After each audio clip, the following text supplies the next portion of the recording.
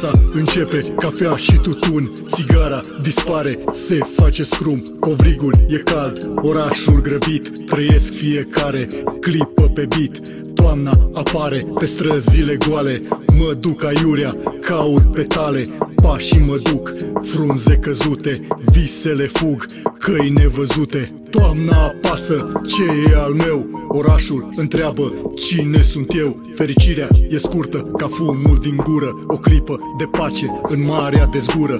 Care e sensul? Unde găsesc pasul pe care îl fac când greșesc? Strada pulsează, sirene, motoare, marea mă cheamă, îmi pasă oare? Țigara se stinge, dar vine alta, ăsta e ritmul, asta e soarta. Fantome reci urcă pe zid, mă cau pe mine, totul e vid.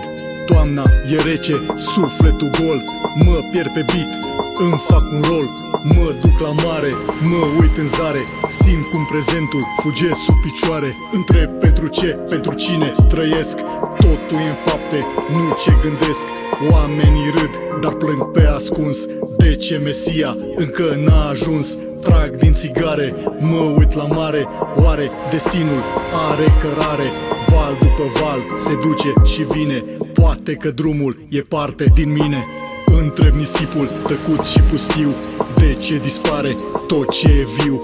Valul cumplit se sparge de stâncă, răul e frica ascunsă adâncă. Marea îmi spune adio, ură, să fiu lumină, nu forță obscură.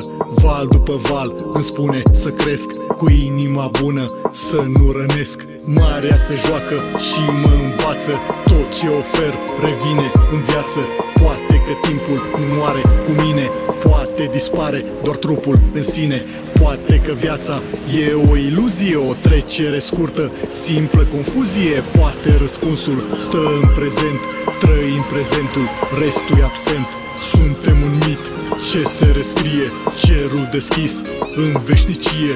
Când am pierdut ce am avut, sigur urmează alt început. Viața e simplă, ea curge lin, o complicăm, gânduri din plin. Țigara se duce, scrumul e roz, fum și lumină peste moloz.